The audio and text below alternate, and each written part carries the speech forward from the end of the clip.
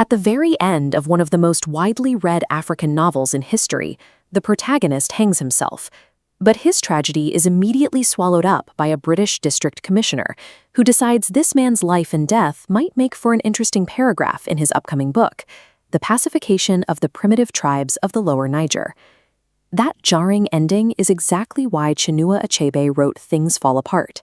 He was responding to a European literary tradition that treated the African continent as a dark, blank canvas, an unstructured void waiting for colonizers to arrive and bring civilization. To dismantle that myth, Achebe spends the first half of the novel meticulously detailing pre-colonial Umuofia. This was a thriving, complex Igbo society, operating with deep-rooted agricultural calendars, intricate justice systems, and a rich polytheistic religion. They didn't need pacifying. They were already highly organized. This is the mechanics of erasure. By stripping a civilization of its complexity, the colonial state renders an entire people manageable, quiet, and small. At the center of Umuofia is Okonkwo. He is the clan's greatest wrestler and a highly respected yam farmer. But Okonkwo is driven by a deep, paralyzing trauma, the intense fear of turning out like his father, Unoka, a gentle musician who died in debt and disgrace.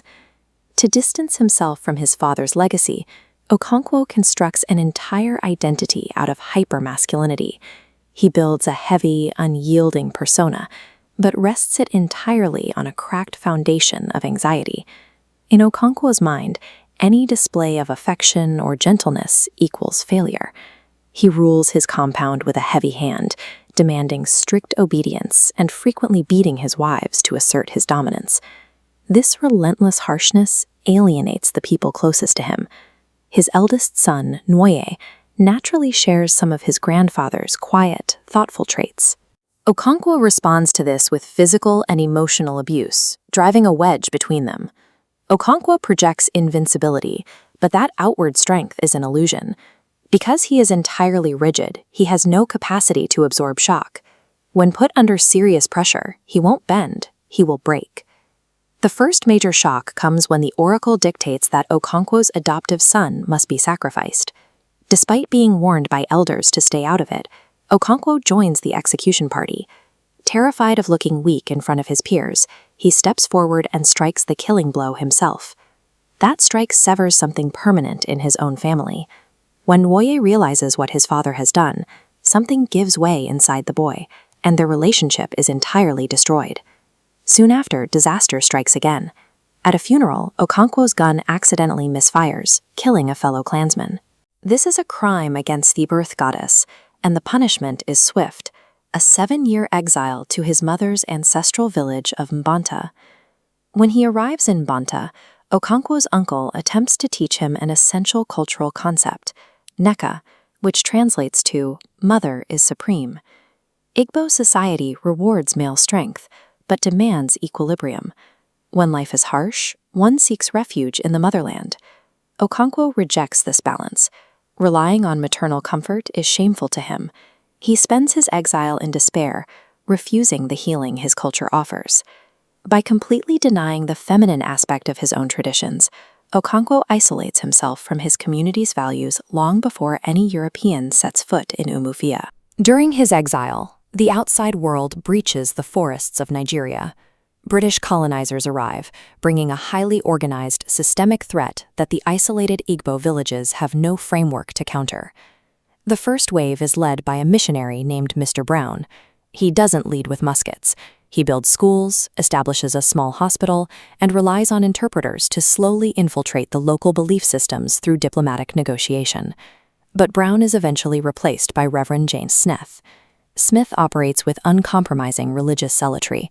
He refuses to understand Igbo customs, viewing the local traditions purely as evil forces that must be eradicated.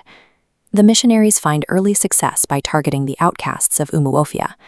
Okonkwo's son, Nwoye, traumatized by his father's violence and the execution of Ikemefuna, finds immediate solace in Christianity. The church offers a sanctuary that his own father denied him. Colonialism found its foothold in the internal fractures of the clan. The mission provided a sanctuary for the outcasts, the people Okonkwo's rigid version of tradition had already pushed away. Okonkwo returns to Umuofia fully expecting a war. He anticipates that his clansmen will band together, pick up their weapons, and slaughter the colonizers to reclaim their land. The tension snaps when one of Reverend Smith's fanatic converts commits a cultural atrocity by unmasking an Ekwigwu, an ancestral spirit, during a ceremony. In retaliation, the leaders of Umuofia burn the church to the ground. The colonial authority strikes back instantly.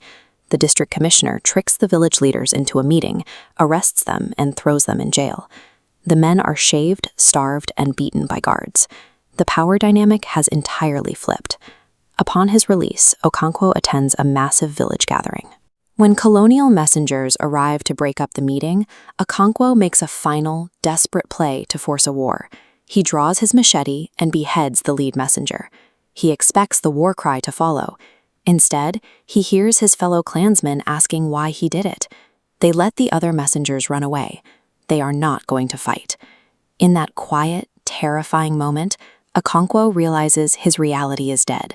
Umuofia will not choose destruction through defiance. They have chosen survival through compromise.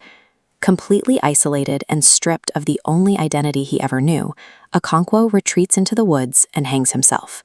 It is a profound tragedy, compounded by the fact that suicide is an abomination to the earth goddess.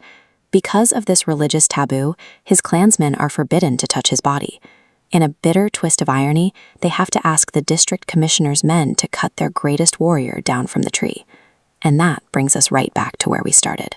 The district commissioner watches this happen, calculates the page count of his memoir, and decides this shattered man is worth exactly one paragraph. Okonkwo's tragedy reveals the cost of that refusal to adapt.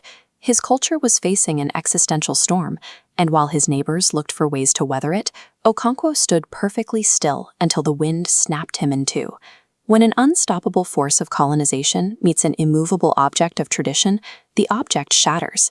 In the wake of that impact, Umuofia was left with an impossible choice: follow Okonkwo into the dirt or find a way to live in the world that replaced them.